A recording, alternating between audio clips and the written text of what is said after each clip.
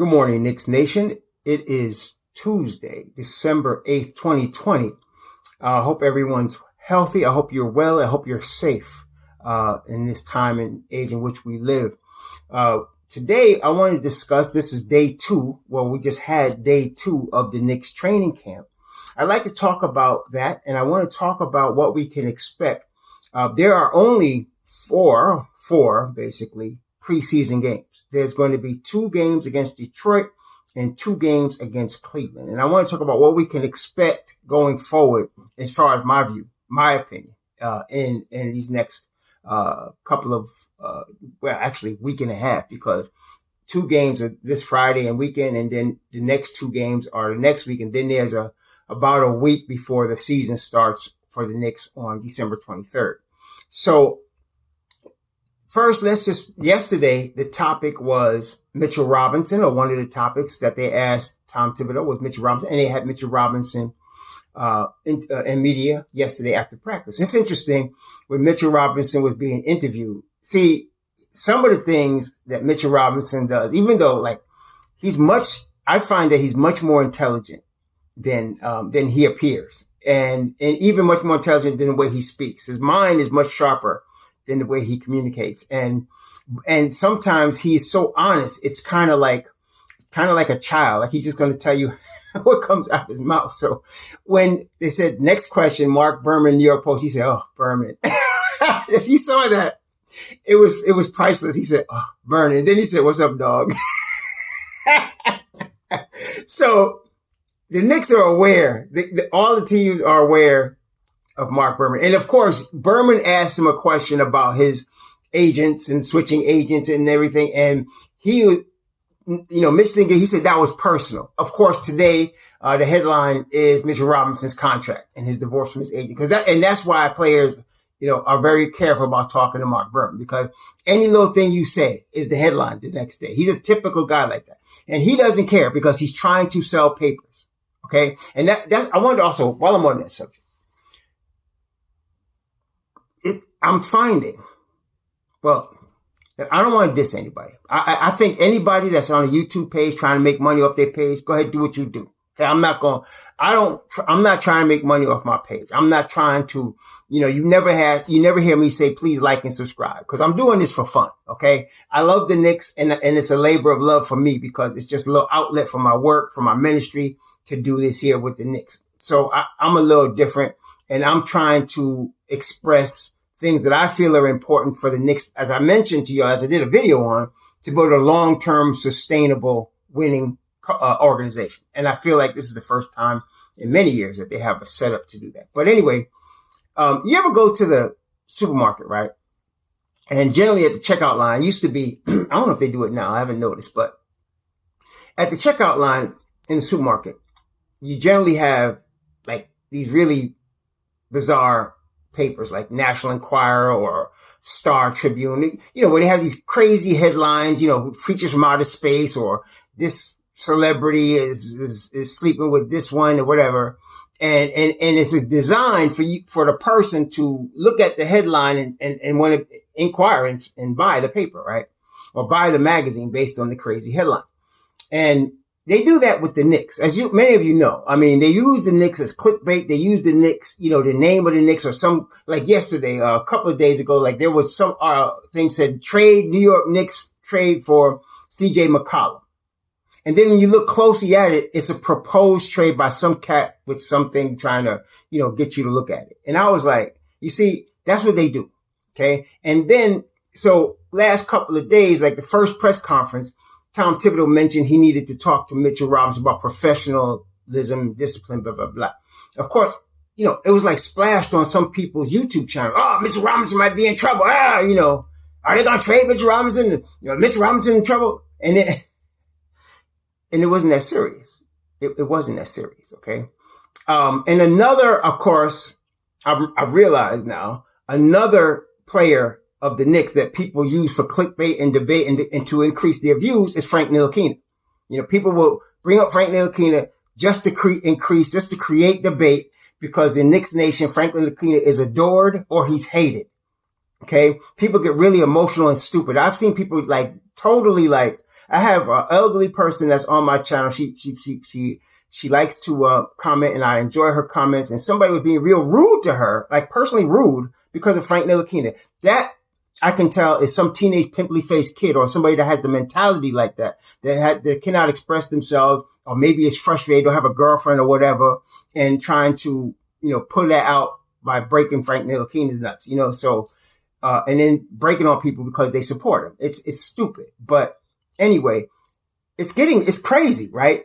So, like I said, I don't begrudge anybody, they want to, if that's how they want to blow up their YouTube channel, okay, go ahead, go ahead and do that. That's you. My channel, we're not doing that. We're speaking about realistic, serious themes whereby we are getting right now as the Knicks organization, I feel, an opportunity to really build a sustainable long-term winner the right way. Okay. And it's been a long time. I mean, if you're like I said, if some of y'all have been Knicks fans as long as I have, so you know what I'm saying.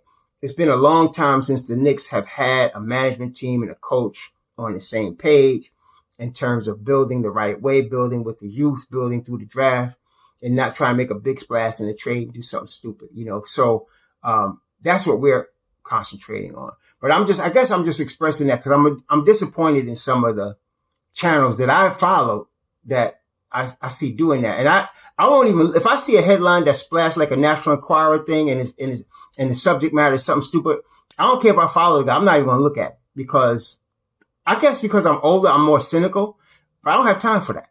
I just don't. Okay. I want real Knicks content. Okay. And I'm hoping I'm bringing that to y'all. So yesterday, Tom Thibodeau was talking about Mitchell Robinson. And I want to play what he said about Mitchell Robinson when he was asked yesterday after the practice. And trying to preach to him.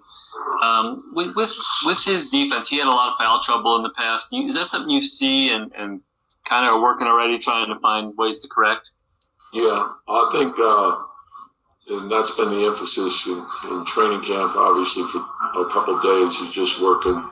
We start with individual fundamentals and then of course, build up to the team schemes. But there's a lot of great instincts that he has, and his ability to, protect the rim is elite. So, obviously keeping him on the floor, getting him to play with a little more, technique, I think he could be even more, disruptive, but he has a very big upside, defensively. I want you to notice also, again, a lot of people, when they're talking about the Knicks, a lot of commentators and a lot of YouTube players and a lot of all these people, they're worried or concerned, or they keep expressing what the Knicks are going to do offensively. I don't know if it's just, they just used to doing that or whatever, but it's not getting through to a lot of people. The Knicks are not focused right now offensively. Their focus is defense. So when you're looking at a starting lineup or you're looking at a rotation or you're talking about what players they may get, right now, they're not looking for offense. They're looking for defense. Okay. Which is why you have a guy like a Michael Kidd-Gilchrist in camp. I mean, I don't know if he would have been able to sign anywhere else. But that's why he's here. They asked him a question. Why New York? It was a dumb question. He answered it by talking about Al Harrington in New Jersey or whatever, but it was a stupid question. This guy is a defensive player. Thibodeau is a defensive coach. Anybody that's in the league understands the Knicks culture is going to be built now on defense. So a guy like that that's looking for a job, looking for a contract, he's going to come to the Knicks and try to get that. I don't know if he's going to make a team or not, but that's the idea. He's a defensive player and he's going to a defensive team. Okay. So the culture is now defense. That's what we should be looking at. When you're thinking about a lineup for the Knicks, think what's the best defensive lineup that I can have with the fewest weaknesses. That's what you got to think about. And concerning, I want to also let y'all know, my thought is they're going to have 2 preseason games, the first 2 games this weekend. There's 4, again, as I mentioned, all together. I think you're going to see 2 different lineups in the first 2 preseason games. I think Thibodeau is going to use these 2 preseason games and aside from, this is day 3 of training camp. The training camp is going to be ramped up. It's going to get harder now. Okay. The first day was just basically he pep talked them and they went through some defense and they went some running stuff. Yesterday they did, Mitchell Robinson mentioned they did all defense. They're going to get more as each day goes by. It's going to get more and more intense. Okay. So he's going to use the first 2 preseason games to, between those 2, find out what his rotation is going to be. Okay. So you're going to see different lineups. You might see a starting lineup. Well, you're probably going to see, I think you're going to see a starting lineup Friday that's going to be different from the starting lineup on Sunday. And by the time we get to next week, next week, Tuesday, you have a better idea because by then the writers, all your writers are going to be writing about, what the Knicks are doing in camp and what's shaking out. That's when you're going to begin to know what it looks like. Okay.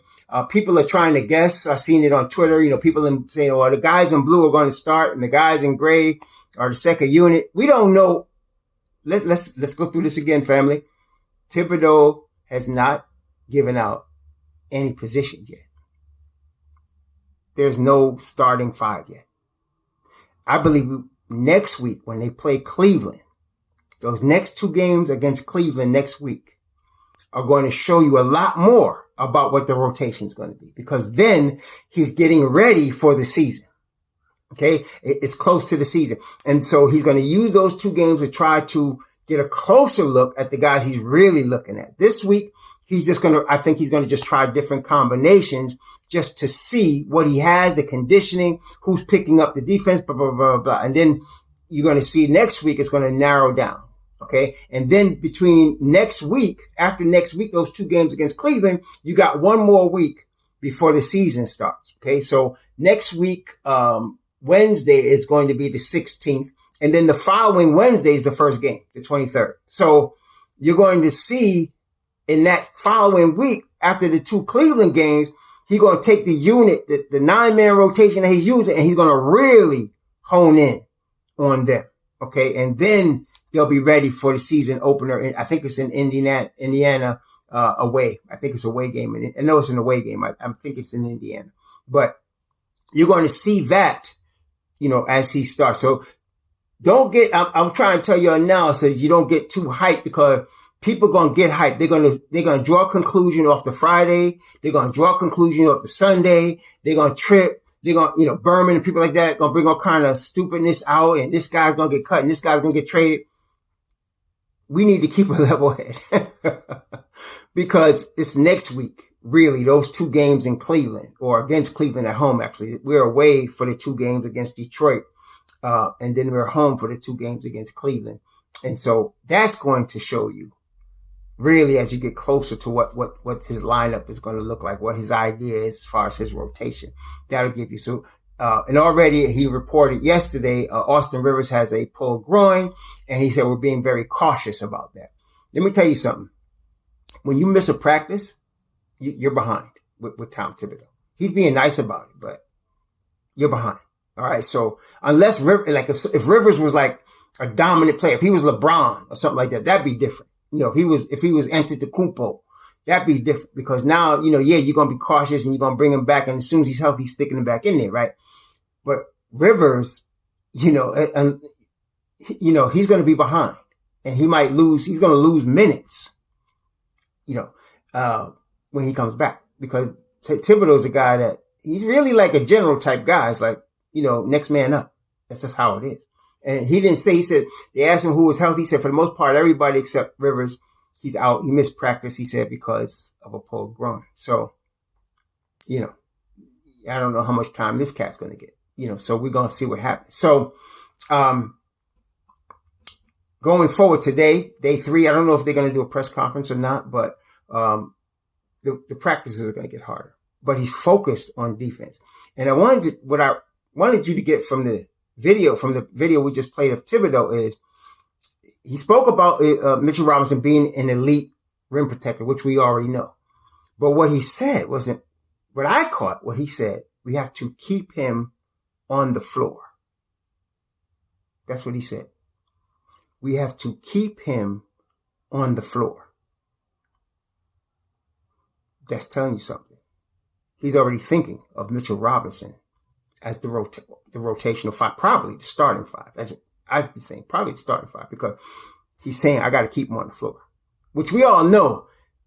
Mitchell Robinson played like 20 minutes a game last year, and he only started like 7 games between his, I think he twisted his ankle a couple of times, and then his foul trouble, right? So he couldn't stay on the floor that long, but he was only in his 2nd year. Again, many people are thinking Richard Robinson like in his 4th year. This is his 3rd year.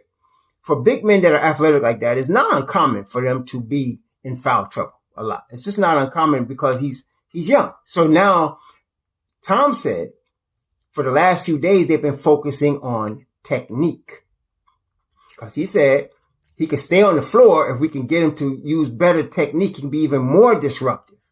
Okay. And of course, having had Joakim Noah, Thibodeau, what he's talking about, right? So that's pretty good. So now I'm pretty sure Mitchell Robinson will, and I don't know if he's going to start Friday or Sunday. I wouldn't look at it. I'm telling you, don't worry about these 2 games in terms of who the rotation is going to be. I'm telling you, he's going to go through a lot of players to see what he has. And then next week, he's going to probably be settling in. When you go to the Cleveland games, he's going to be settling in on what the rotation is probably going to look like. Okay. And again, as we said earlier, there's going to be injuries. So here, the first man down is Austin Rivers. There you go. So the practices are hard. He told them to come in shape, because he's going to push him, and he's not playing, so if you go down, next man up. That's just how it is. See, so it's important that the guys be in top shape and be healthy.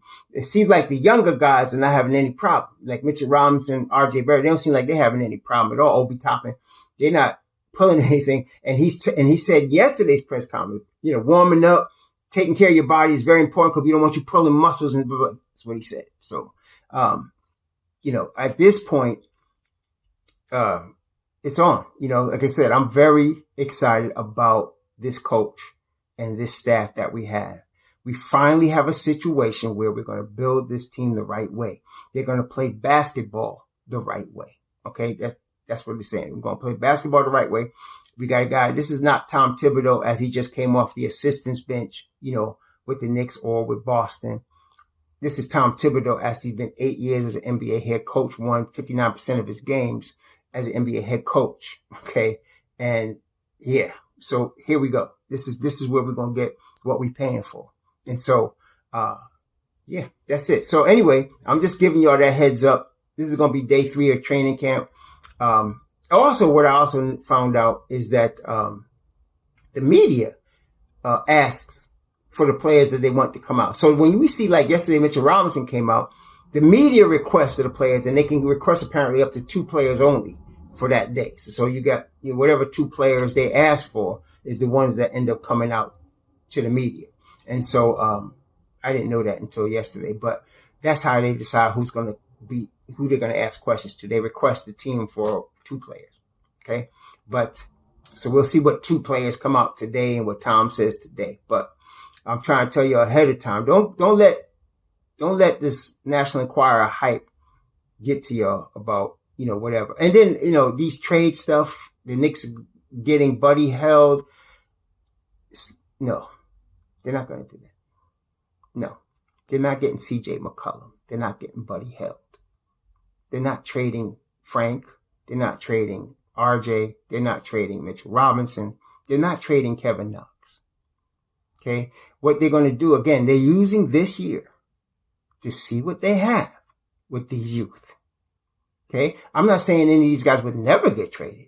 I'm saying right now, people that are proposing trades to happen now or by the deadline, no, it's not going to happen. It's not going to happen. They are planning to use these youth.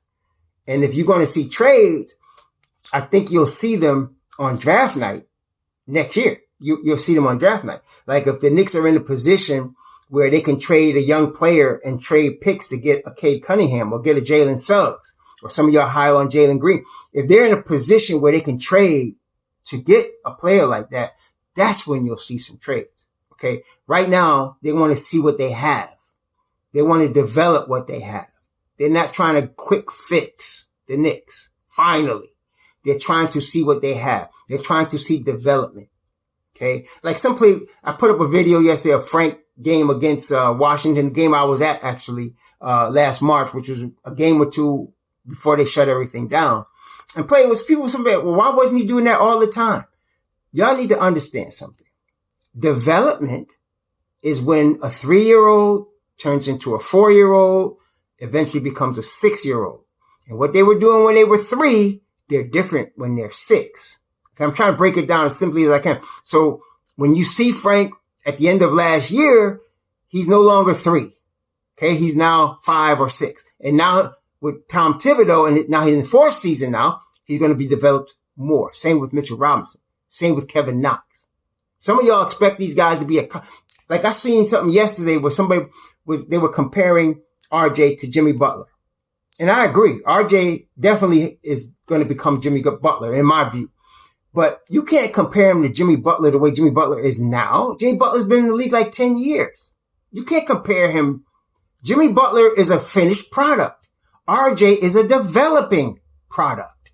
Okay? You want to compare RJ to when Jimmy Butler was in his 2nd year in the league. That's a proper comparison. So you want to look at video of Jimmy Butler in his 2nd year and look at RJ in his 2nd year. That's where you'll see how similar they are. They won't look as similar now because Jimmy Butler's an accomplished all-star and a pro. Accomplished pro. So, you can't look at it like that. Like if I mention Frank and I mention Gary Payton, some of y'all like lose hairballs or something. I mean, you gotta look at Gary Payton in his 3rd year. Or his 2nd year when he was, and actually Gary Payton was already like 23, 24 in his 2nd year. So you got to look at apples to apples. You're looking at, there's a thing called development, and that's when players change over time. This is especially true when you're looking at players that start in the NBA at 19 and they develop. That's going to be, you're going to see change over time. Okay. And the changes, when you look at Antetokounmpo right now as the MVP, go back and look at him as a rookie. Completely different. He did not look like he looks now. Okay. And there's no way anybody would have said he's going to become what he is now. Okay. But that's called development. All right. That's called development. That's why, that's how you should look at our players. Cause we have a whole bunch of kids. Frank, RJ, Mitch, Kevin, Bresdagas. We got a whole bunch of kids that we drafted. Dennis Smith, that are at different stages of development. Okay. Like, let's take, and I'll tell you, take Dennis Smith Jr. and Frank Ntilikina. When Dennis Smith Jr. came to the Knicks, okay, it was his 2nd year. When he was in Dallas, he had already started 70 games and played almost 30 minutes a game. Okay. When he came here, Frank had not even started 25 games and was only playing 20 minutes a game. That's 2 different stages of development. See? And the same thing with Moutier. When Moutier was drafted by Denver, he must have started like 70 games also and played like 30 minutes a game. And then by the 2nd year, he wasn't apparently developing fast enough, just like Dennis Smith. I don't think that was Dennis Smith, but I think Moutier was not developing the way they wanted him to. Maybe not putting in the work they wanted him to. So they traded him. Okay. Now Moutier can't even get a contract. All right. But my point is, the more games, even though they come into the league at the same time, the more games and the more minutes a guy gets, that's how much development time is put into him. That's how much he's developed. And that's my concern with Dennis Smith Jr. He has started over 100 games already and played 30 minutes a game. And he's still having problems setting up an offense. He's still having issues committing on defense. He's still having issues with IQ. And this is after starting 100 games. Frank's whole career, the whole 3 years that he's been a New York Knick, I think he started like 50 games. Okay. And played 20 minutes a game. So what you're going to see now with Thibodeau for the first time is Frank getting 30 minutes a game. Okay. And maybe starting, but he's going to get 30 minutes a game. You're going to see him every night consistently versus if y'all remember with Fizdale, it's not just Frank, but with Kevin, all players. Sometimes they'd start. Sometimes they get DMPs and they never knew from game to game what their role was going to be. Okay. That alone causes injuries because one game you're not playing and all of a sudden you in the game for 30 minutes and you don't even know if you're going to play the next game. That guy was terrible with regard to that. You're not going to get that with Thibodeau. he's going to have a rotation, and he's going to tell the guys that are not in the rotation, be ready, because if somebody gets hurt, you're in there. All right, that's what he's going to do. And he expects them to be in there. And so he has a pecking order that players are going to earn. They're going to earn that.